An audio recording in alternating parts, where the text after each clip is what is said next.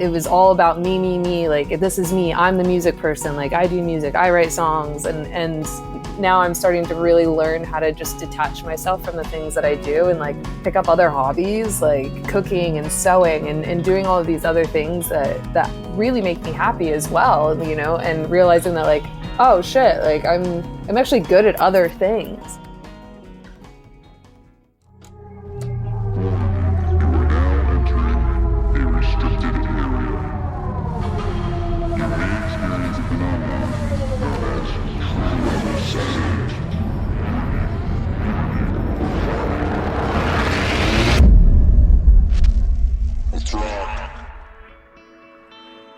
Hello and welcome to another episode of The Record Process. So this week, we highlight the newest release from the genre-bending alternative powerhouse artist by the name of Luna Aurora. The independent singer-songwriter and producer sat down with us to explore her newest collection of songs and her messages of rebellion, feminism, and individuality, all of which she's weaved into the track listing of her third EP titled The Fiction. We discuss the personal journey that music has taken her on and what she's learned about herself and the industry as a whole since she began penning songs and performing at the age of 14. We talk about her experience working as a songwriter in LA, her love for horror movies, and what it was like realizing she needed to detach her work as a musician from her sense of identity as an individual. She's already shared stages with bands like The Killers, K-Flay, Muse, Weezer, Garbage, Pink, and so many more. And I think you'll start to understand why as you listen to our interview with her coming up right now. So let's say you've just finished the latest round of mix revisions, or the last few tracks on a production you've been working on, but you want instant feedback before you go and ship them out. That's where Audio Mover steps in. Their revolutionary technology allows you to stream high-quality audio in real time, making remote collaboration a breeze. And with Audio Mover's Listen To plugin, there's no need for complicated setups or endless file sharing. Simply stream your audio directly from your favorite DAW to anyone, anywhere in the world in real time. And now with their newest plugin, they've made it possible to apply binaural rendering to Dolby Atmos mixes, allowing you to monitor how the spatial audio will sound on Apple Music. Through innovations like this, Audio Movers is leading a revolution in web-based audio transmission and reimagining the way musicians, podcasters, and educators engage with the world around them. So check them out at audiomovers.com and start your free trial today. One of the toughest hurdles for musicians and producers to overcome is recognizing when it's time to let your music go. So stop letting your music sit there on a hard drive waiting for the perfect label scenario to show up. Let DistroKid help you start reaching the fans you deserve right now. There's a reason why DistroKid is the go-to platform for independent musicians across all genres, and it's because they offer seamless and affordable solutions to distribute your music worldwide. Get your tracks on all the most popular streaming platforms like Spotify, Apple Music, Amazon, and so many more in just a few steps. Time is often money, and DistroKid understands that. So they've eliminated long wait times for processing your music in the system. And in fact, they can get your music live in as little as 24 to 48 hours now. The simplicity of the platform and features like automatic revenue splits and YouTube content IDs make distributing your music and collecting payments incredibly simple. DistroKid does not take a percentage of your royalties, and for one low annual fee, you keep 100% of what you own. It's straightforward, transparent, and affordable. So follow the link in our show notes to get 30% off your new DistroKid membership and start letting your music work for you. If you're a solo musician, a singer, a songwriter, or part of a band, you know that the journey does not end once you have that finished master in hand. Building a lasting career around your music requires a lot of additional activities to do things like develop, promote, and ultimately monetize your creative vision. And for those of us that aren't quite doing Taylor Swift level numbers yet, it helps to have a merchandising partner that can meet you where you're at right now. And SmartPunk MFG is a perfect solution for any and all merch manufacturing needs your band might have. From the first note to the final stitch, they have it all covered with whatever you might need. They do screen printing, they do embroidery, stickers, vinyl and CD production, posters, and pretty much everything else under the sun. They are an incredibly comprehensive online merch solution, offering reasonable prices and feasible quantities for bands of all sizes. So go check out some samples of what they can do at smartpunkmfg.com. And when you're ready, just shoot them an email at info@smartpunkmfg.com and mention the record process to get 10% off your first order. So remember, that's smartpunkmfg, and it's where creativity meets manufacturing excellence. Well, Leonora, thank you for joining us on the record process today. Thanks for having me. Yeah, we really appreciate you taking the time. As we speak, you are in LA and Tom is in Philadelphia and I'm in Atlanta. And we were just talking about, well, unfortunately, forest fires. Yeah, I know. But which is the commonality that we find between the state of Philadelphia and or the Northeast, and what LA is no stranger to. But we are going to take a much more uplifting turn through your history as an artist and as an incredible songwriter, because you have some new music that is out, as songwriters and artists tend to do on a regular basis. But before we get into all that and your new release, The Fiction, we wanted to take that good old step back for some of our listeners that might not be familiar with the project at hand, and give them a little bit of background and context as to how you got into writing and how this project has evolved over the last couple releases. Awesome. Yeah.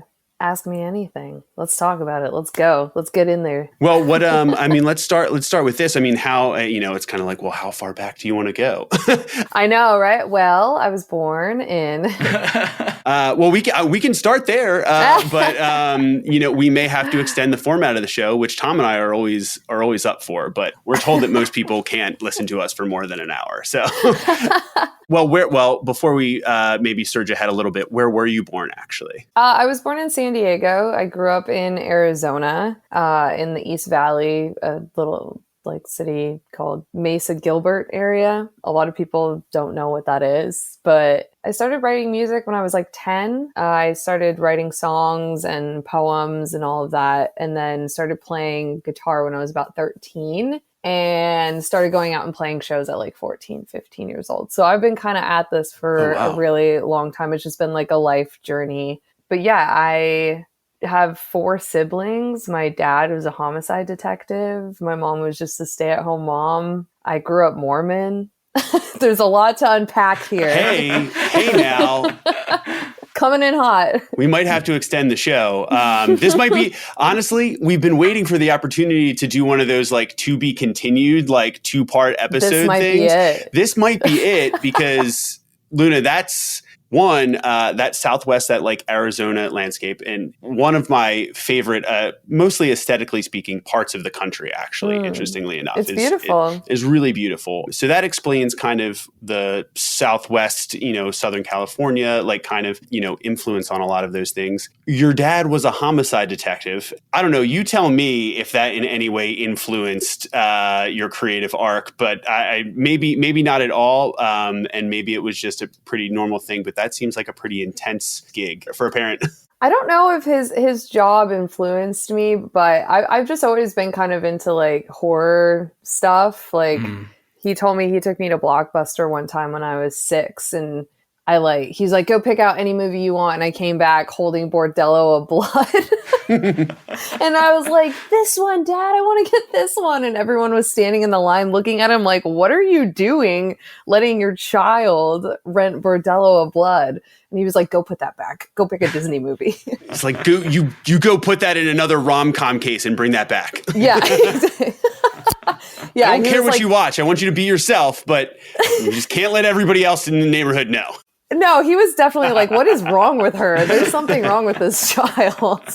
But I've always kind of just really been into that stuff. And I think it's just a coincidence that my dad happened to be a homicide detective. But you do see a lot of the kind of horror influence in a lot of my visual art that I create for the music. Yeah, I guess that's kind of why I was curious. Not that there necessarily had to be a connection there, or I'm trying to force one, but that is something that you definitely notice there's a kind of rawness, there's a kind of grit, there's an intensity to your music, and then the visual components along with it, for sure. So that's really interesting. I am glad we went all the way back to that, Tom. Look at that. Well, no, that's awesome. So you mentioned you started playing. I mean, writing songs at 10 is pretty young, right? To kind of like think of things in terms of a song, and then to start performing not too long thereafter. How did that come about? Because that's also really like, and what did that look like? Because I think anybody that, like you mentioned, you see these songs and you kind of feel it anyway. There's a bit of like a theatric energy to it, and a performative energy to the songs, the arrangements, the way they turn out. And then even some of the live stuff, that comes through, right? And yeah, that's a thing that you don't necessarily just kind of flip a switch and learn overnight. So it's, it sounds like you've been developing that for a while. What did those first shows as a 14-year-old kid look like then? I'm curious. Well, I could go all the way back and talk about like the fact that I've always been a singer. I think I was a singer first before anything. My parents would say that I would sing like Toni Braxton's Break My Heart, like in the back of the car all the time. And they would do the thing where they turn down the radio and I would still just be belting in the back. And that was like at 3 years old. So I think they just knew that I had this like affinity for music and singing and performing. Well, not for performing at first. I was terrified to perform. I used to like sing in my closet in my room so my family didn't hear me, because I was like petrified. But I knew that I was a good singer. I knew that I had something special. And I just like fell in love with music really early on in my life. So when I started writing songs at 10, I was writing like heartbreak songs and love songs, even though I had like never been in love. I think I was just sort of mimicking these songs that I grew up singing. And then when I got a guitar, my parents got me a guitar from like Walmart. And they were like, if you start learning to play this, then we'll get you a nicer guitar. And I was like, okay, cool. That's how they handled everything growing up. And I was like, okay, cool. And I like picked it up and learned it immediately and just like started writing songs. And my parents were like, all right, we got to get her a nicer guitar. And so then I really started writing songs and I started going out and performing. My mom would take me to like bars to perform. I would perform at like charity events, church events. I did like coffee shop things a lot, like the little coffee shop shows that would go down in Arizona. And then like my first official like big show at an actual music venue, I was opening up for, I had a rock band that I started at 16 or had joined at 16, and I opened up for Dance Gavin Dance.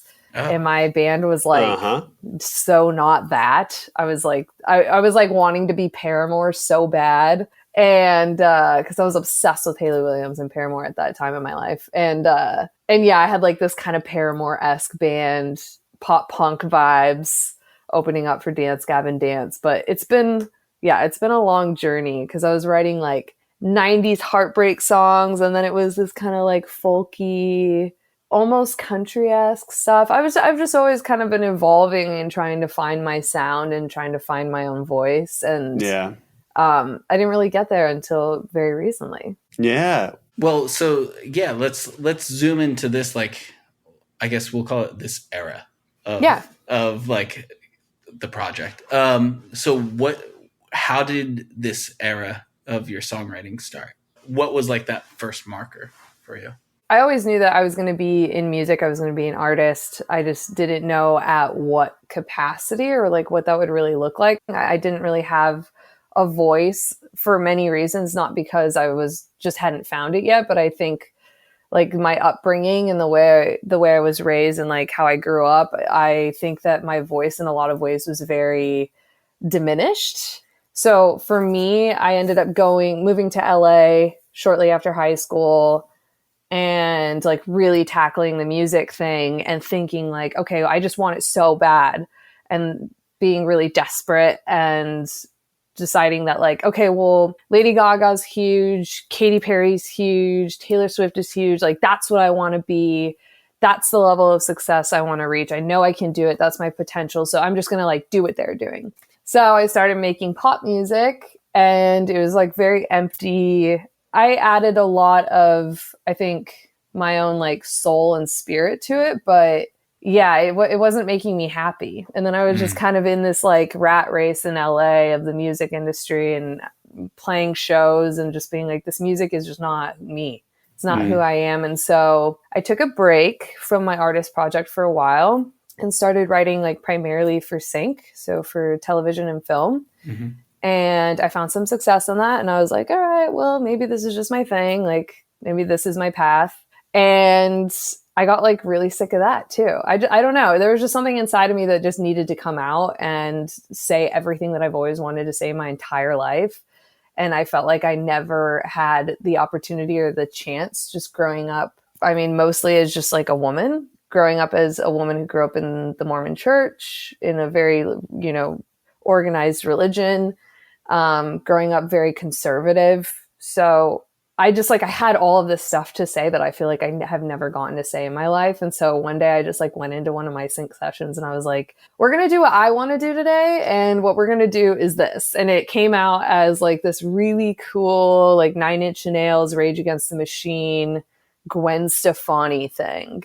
And I remember walking out of the studio and being like, I did it. I found my sound. I found me. And like, all I needed to do was just take control and just stop letting other people tell me what I should be and what I should be doing, and stop letting the world tell me what I should be and what I should be doing. And I should just let this thing that's inside of me out. And that's where it all kind of started. And that's where the sound started to really develop. And since then I feel like my sound is a lot more refined. I think it's a lot more me. And I'm so much happier playing live shows because I feel like I can just be like fully myself. It's like a blast.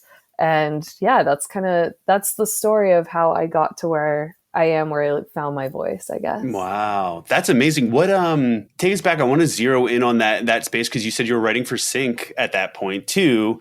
Who else, if you remember, like, were you doing that with a group, or were you doing like scheduled kind of studio sessions where you go in and knock out some instrumentals or just, you know, some quick top line stuff? Because that's that's also takes a lot to go against the grain, and kind of, you know, for anybody that's ever, you know, read about or worked, you know, in the sync pitching field, whatever. It's very much like, so a lot of the things that people get told are nothing too crazy. Like, you know, you want it to kind of be like similar throughout, so that if someone's scrubbing through it to see if they like it, they don't hit like a weird dynamic patch or, you know, something that throws them. So it's in a lot of ways sometimes very counterintuitive to like, hey, let me put this like really brash boldness in here. Totally. You know, and so I'm curious because that is a really big step, but you were also in a space where you could have that, you know, that switch flip and be in a place where you can throw down something that feels really, well, like you know what I mean? That's really a bit more you. I'm curious who else was there, or if you remember like what studio, if you remember anything else about that kind of time, and what you did kind of directly after when you had that aha moment of what had just happened. Yeah, I mean, so I was doing the whole like LA, I call it like speed dating thing, where, you know, you're getting just set up with sessions with people you've never met before to just write music that hopefully makes money. Which is very soul sucking. But I wasn't finding I was finding some success, but I wasn't finding the success that I really wanted, like the monetary success for like the amount of soul that I felt like I was selling. Yeah. And I think that was part of like why I was getting fed up, because I felt like no matter what I did, I was just doing something wrong. And I just realized like it's because I haven't been listening to myself. And I've just been listening to everyone else. And so, yeah, the session that I went into is the producer named Wolves and a writer named Sam Shreve. And we wrote a song called Baby Be Cool. And that was the one that I like walked in and I was just like, pick up that bass, play one note, just all the way through the verse. And you know, they were both kind of like, they really wanted to do like the whole, like, let's do like the ad thing, you know, like, we'll write the music for ads. And I was like, no, we're going to do something a little bit different, a little bit out of the box today. And then we ended up making the song that was just like blew everyone's mind. And I think from that moment moving forward, I was just like, I'm literally never going to go back to making something that I don't like. And yeah, and I haven't since that day. Like, and with what's actually really funny about it is that I've gotten way more sync success writing the music that I want to write, that I truly know that is like my voice. It's been way more monetarily successful, because I think that music supervisors, people that work at these companies, also people who are just average listeners in the audience, like they can smell BS from a mile away. Yeah. They know when something's not real. They know when it's not coming from a place of truth. And I think that that's why this new music and this new sound that I have has performed so well. Yeah. I probably agree wholeheartedly that has a lot to do with it. And I think that's an incredible point there that you bring up just across the board in terms of, you know, that kind of authenticity buzzword, but like a lot of people struggle with understanding what that really means for them and or for their project or for what their goals are, and grappling with that and the expectations of, you know, the quote unquote, I guess, gatekeepers, if you're an artist, or in, you know, in that regard, it's like it often gets forgotten that regardless of what goal or, you know, you're trying to achieve, or what box you're trying to check, or who you hope kind of like, you know, picks out one of your songs or whatever, it's like there's humans on the end of most of those things. We are in an algorithmically charged era. Obviously, I won't go back to the preamble about the VR headset that we had before this interview, but overall, yeah, it's like it's 9 times out of 10 the people that are picking tracks and or they are looking for something that pulls something real out of them or out of the audience, and there's no substitute for something that's doing that for the people that create it. You know, there's that intangible bit there that, yeah, I think you found it. I think it's awesome that you can kind of identify that point, you know, where you see it. Cause we, you know, a lot of people are like, well, how'd you know like when you were going to be an artist, or like when this band was going to work, or get all those things. And it's very hard. I grapple with that too. And I've seen in interviews where you flounder. I'm like, I don't really know. There was no one, like, you know, a man appeared out of the shadows and handed me a golden ticket and said, you have done it, you know, like some like crazy heroes or anything. But this in its own way is really beautiful that you can remember it and see it as that way in that point in your journey, and that turning point, and that session for what it yielded. Because, you know, I mean, the rest is history in terms of Luna Aura, as they say, but that is what we would like to explore next, I think. If you're listening to this show, I'm guessing there's a good chance that you're the type of person that appreciates the time and effort that goes into something meaningful, something lasting, and something that tells the world exactly who you are. Well, Brett and Dave, the co-founders of our sponsor, Oxford Pennant, share that very same appreciation. They've made it easier than ever to elevate any space in your life and express your style with their meticulously crafted American-made pennants. From classic designs to customized creations, each piece is a work of art. It's quality you can feel and a statement that truly lasts a lifetime. I recently had the pleasure of touring their Buffalo-based shop, where they tirelessly make each piece by hand. And honestly, their process really is an inspiring fusion of passion and precision. So go make your mark, celebrate your story, and discover the epitome of timeless craftsmanship and personalized expression by visiting oxfordpennant.com today. I feel like intent is like the big like keyword, as well as authenticity. But like once you have that intent, I feel like it's so easy. That's like what people smell. They smell that, like the intent is like, oh, this is a car commercial to sell me a car. Cool. Yes. Yeah. Like, whereas exactly. like, oh, this is a really fucking cool track. Someone said driving in the brief. Okay, cool. Motion. They're like, can you make it blue? Yeah. I'll still write to briefs, you know, every once in a while, but it's so funny because I'll read the brief and I'll be like, you don't actually know what you want, you know, you read it and you're like, I get what you're trying to say, and it is not any of these things, but I can read past it. It's fine. And then I'll write something that's like you said, very authentic, something that feels very real, like it comes from a true artist, because it is coming from a true artist, you know, and they put like their references, like we want something that sounds like this, that, and the other. And I'm just like, I got a brief one time that they said they wanted it to sound like the Chainsmokers Selfie. And I was like, Cool. no, you don't. Like, if anyone hears a song that sounds like that in 2023, like, it's not old enough yet to be considered cool. It's like in that weird phase where it's kind of corny. It's always stuff like that where I'm just like, no, you don't. I'll help you here. Don't worry. Yeah, totally. Well, yeah, and the interpretation of intent, I think, is really, really cool. But like learning that skill, and I think helps push yourself further, because like that skill is very hard to do for other people, let alone yourself. Yes.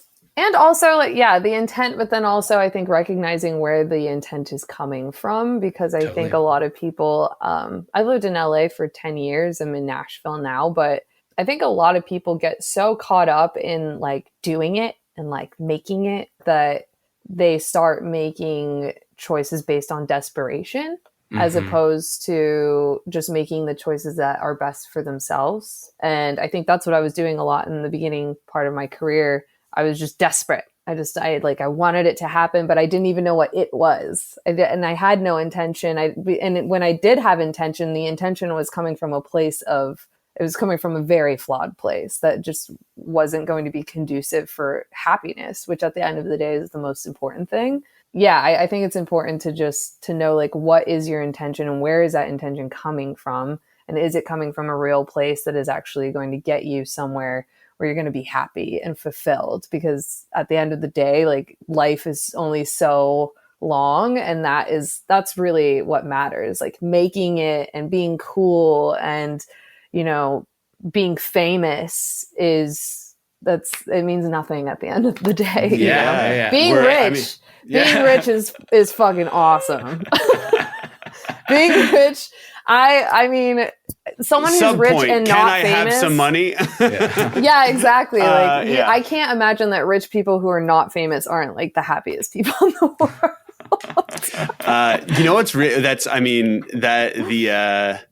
it's very funny. I was gonna actually say what's interesting about the idea of like the why behind what you do as an artist or as a songwriter. I think for people that are writing songs specifically, I think you kind of like what you described, tend to learn very early that it's going to be unlocking those moments of realness and rawness and feeling like, oh my God, I did the job and the work itself of pulling out something internally that is within me, that is a feeling, and then putting it into a tangible like arrangement, musical landscape or whatever, that then when played back induces something similar to that feeling. You know what I mean? And that is kind of like the work, if you will. But if you're not in it or never really have a good relationship with that, it can be really hard to get confused on what the job of trying to make good art for yourself is. And I think that's part of what you're kind of describing there, but also I think the thing that, it tends to be a bit of a grass is greener problem, right? Because you think that if all of a sudden, like nowadays, there are plenty of artists, I'm sure you, myself, Tom know a ton of them that even though they might not say it, maybe believe that if they all of a sudden had 1 million monthly listeners on Spotify, everything would just be perfect and work and be great.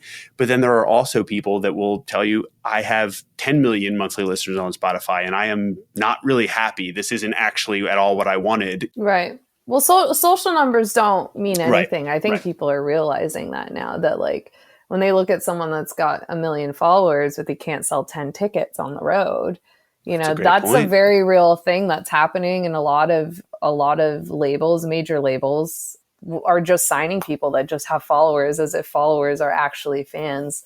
Yeah. And we're just in a really, really interesting place. And I think I got so caught up in being like, I need to have this many followers, and like, why is my stuff not moving? And I just realized how dumb that was, because I'm still getting to do all of the things that I've always wanted to do. Like, I'm literally living my dream, paying my bills, making music. And that's, at the end of the day, that's all I ever really wanted. So if it gets better from here, then wonderful. But also at a certain point, like, I don't think I would ever be like, I'm going to ride this all the way to the top. Like, there's always going to be a place for me where I'm like, I think that's enough, and I can like stop here and be happy with that. it's interesting. You kind of almost touched on the idea of anonymity, Yeah. of having success, but also anonymity, which is this weird thing that a lot of artists, I don't think, take stock of or consideration at the start when they're like, I'm just go, go, go. How do I just get as many eyes on this as possible? And then that's kind of that grass is greener scenario I think you're talking about too, where they're like, great, I do have all of these followers and so many people know me, but now I can't go anywhere without like a team of bodyguards. So that is the price you then pay, but at the same time, there's a really incredible wealth of what almost I'll say like the middle class. I say it's like if you're talking to like your uncle at Thanksgiving or something, and they're just like, yeah, good luck with that music. Maybe I'll hear you on the radio one day. It's like, you have no idea that there's this wealth of artists that will never be on terrestrial radio.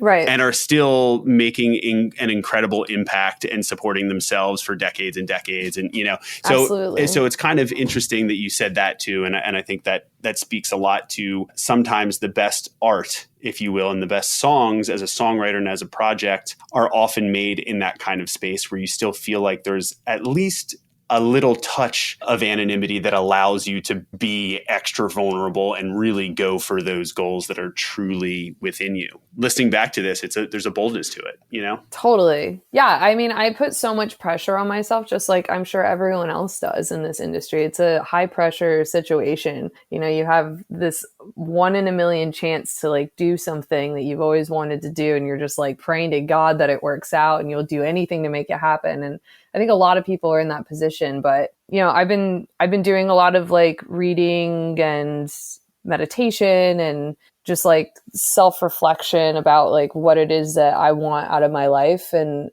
also like who I am and like what as far as identity goes and like detaching my identity from this thing that I do, because for so long it was me. It was all about me, like this is me. I'm the music person. Like I do music, I write songs. And now I'm starting to really learn how to just detach myself from the things that I do and like pick up other hobbies, like, like cooking and sewing and doing all of these other things that really make me happy as well. And realizing that like, oh shit, like I'm actually good at other things, like I've been able to really develop these visuals for my songs and tap into a part of my artistry that I didn't ever think was possible. I always thought I was going to like hire people to do music videos. And now I'm like directing and producing my own music videos. And like, had I not detached myself from this like identity and this pressure that I was putting on myself, I wouldn't have been able to like open up and see this whole new side of myself. And I think living that way allows me to really listen to what it is that I want to say and then really create the art that I was born to create, Yeah. And you create this like feedback loop where I feel like you get inspired by these Absolutely. other aspects. Totally. And, I do want to dive in on the music video side of stuff. So how did that come about that you were like, shit, I guess I'm directing and producing it? Like, well, being an independent artist, you wear a lot of hats because you don't have the same kind of funding that like a major label artist or even any artist that's signed to any label, even an independent label. All of the money that was coming in is going directly back into my project. So luckily I've been able to, do well enough in sync to where I can keep my project afloat. I can keep writing songs. I can keep creating visuals. I can go on tour. And very little of that like goes actually into my personal bank account, but I don't need much to be happy. So I don't really mind as long as I get to continue doing what I love to do. Yeah, so it kind of came from necessity because you wear a lot of hats. You do everything. I mean, I was self-managing for a while. I was like my own PR person for a while. I did everything. And I think it's important because as an artist and as a musician, if you're going to be participating in the music industry, then you need to look at yourself and what you do as a business. So having to do all of these things, it allows me to now hire and delegate these jobs to other people. But now I know what it takes to get it done. That way I know if someone's doing a good job or not. So I know that the ship is on course, everything's good. But as far as the directing and producing goes, like that was this last music video that I did for my song Money Bag was like the first one that I like fully directed and produced. And I did it with my friend Eric Daniels, who's an amazing photographer and visual creator. But yeah, I was like nervous, but also at the same time really excited. And the video turned out so sick, and I can't wait to just keep doing it. Oh, that's awesome. So talk to us. You mentioned a lot about pulling in other collaborators and especially Yes. like early on being, an independent artist, we know how that goes. You don't always have the resources required to build out a full, robust team of rock stars, right? Totally. But over time, you reinvest in it, and that comes. So let's talk about now the collaborations, maybe specifically on the music production front as well, that have led you to these new songs with the new single, with Moneybag, and then everything else, and how that evolution has changed working with some of those collaborators. Yeah, I mean, I did my first EP with a guy named JT Daly. He's really amazing. He's done the Paris albums. He's worked with K-Flay. I think they actually had a Grammy nominated EP together, him and K-Flay. And he took a liking to that song, Baby Be Cool, that I wrote. Like, he somehow heard it and was like, this is so sick and I want to write with you. And we ended up writing together, and it went really well. So we did like a full week together, and we did an entire EP in the first week. He's really brilliant. Like, he really truly understands this new sound that I'm going for, and is able to like give me the space to just like do what it is that I want to do. And then for this project in particular, this EP coming up, I did Moneybag with JT, and then I started working with another producer named Simon Oscroft, who is also incredible. He's like in the One Republic family, and, he's signed to Disney. And so he does like a ton of like works with a lot of like the Hollywood Records artists and all of that. He also is another person who just like fully understands what I'm going for. And there's this very specific kind of 90s sound that I really love, that I kind of want to bring into modern day. And it's just like in his DNA. I mean, he's from New Zealand. He's like very aware of this kind of cool, like Oasis, Blur, the Hives, the Vines, like that type of sound. It's just like really, it's just in him. So when we work together, it's also super fun. Like, his guitar tones and the things that he plays and the stuff that we create together is just like magic. Yeah. What were some of those when you started working with him? What were some of those first conversations? Because a lot of this is, the shorthand we talk about a lot creatively when you're, pulling in with another songwriter or a producer, someone shaping the sonics of it. Often we go to our influences and our reference material, right? So what were some of those conversations like where you knew, yeah, this is a fit, he gets it? I've been doing this thing where I build out a playlist for producers that I haven't worked with before, so that they can kind of get an idea of like the sound that I'm going for. And we'll go through the playlist, and I'll say, I'm not really into like the lyrical content or the melody, but I'm really into the guitar tones. I love the drums here. I love this pattern. And we'll just like go through, and I'll like let them know like this is kind of the sound that I'm looking to build. And he just got it. He was just like way ahead of you, and then just like really just started going at it. And yeah, I was with him and his friend Henry Beasley, who is also from New Zealand. He was just in town, and I was like, yeah, he can just join the session. And he like wrote music, and I was like, yeah, why not like have another person in the room to kind of bounce lyrical ideas off of. And he ended up being amazing. And we wrote Lost in the Fiction. We wrote that as our first song together, and it's pretty incredible. That's awesome. So, and I think what's so cool about that is you see that kind of chain of events, right? That butterfly effect thing where one little like meet cute of collaborators like spins off into, oh, you gotta meet this person, you'll love them, or oh, they're the perfect puzzle piece here for this song, right? And round we go. I appreciate you sharing that with us, and specifically, I think you got to send me that playlist because it probably sounds like a really good playlist. No, it's a secret. It's a secret. All right. Well, we'll work on part 2 of our interview with Luna. To be continued. They finally share the mystery playlist after Luna comes back from the cup of water. That's right. Yeah. Luna, this has been awesome.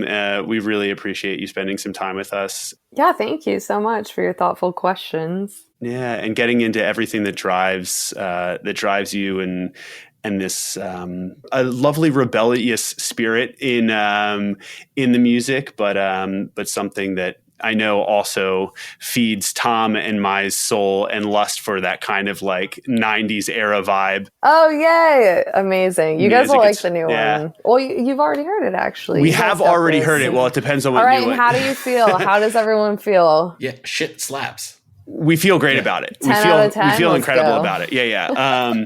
No, so all the best of luck with that and the release that, well, by the time this is out, it's probably out. So we will be pointing to all of it that is out. But you maybe heard it here first that it is great.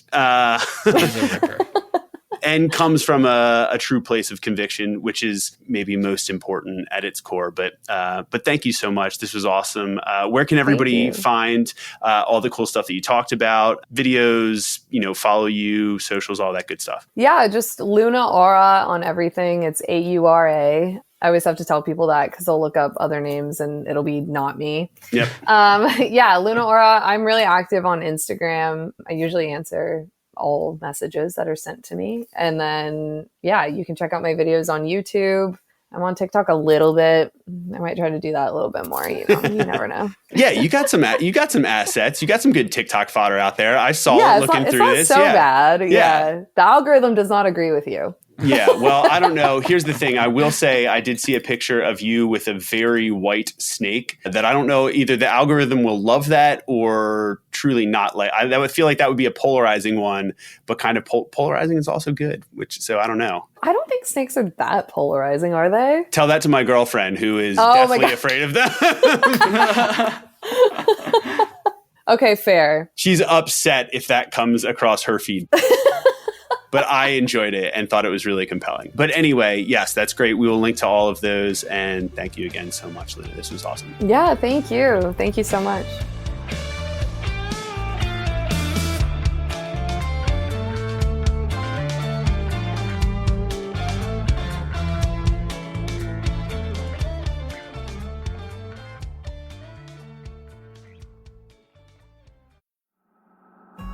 So already on this season, we've talked about how songwriting can be a really exploratory exercise for an individual. And Luna's story just further emphasizes that. She talked about how her career as a songwriter took her to LA, but she ultimately didn't feel like that was a good fit for her. And sometimes, rather than asking what is working for me right now, I think it's more important to identify and question the things that aren't serving your journey right now as an artist or creator. However, that time that Luna spent in LA wasn't all in vain. She did come to realize that the writing briefs that she would work through gave her a way to explore the different aspects of herself stylistically. And I think that it's through that quantity of output that she ultimately began to unpack the authenticity and intent of her voice as an artist and what would become Luna Aurora. So it didn't happen at first, but she chose to define success, her success as an artist and as a person, on her own terms. You heard her say how she wasn't getting the monetary success for the soul that she thought she was selling. And ultimately, her songs that received the greatest response were the ones that were the most personally and creatively fulfilling to her as well. And I think that's a reminder that a lot of us can use at times, because it's very easy to get caught up chasing the expectations of commercial success in whatever art form we choose to take on. But in the end, it's the honest reflection of ourselves that will land the biggest impact. So hopefully this story will impact your process in a positive way, and we'll see you next time on The Record Process.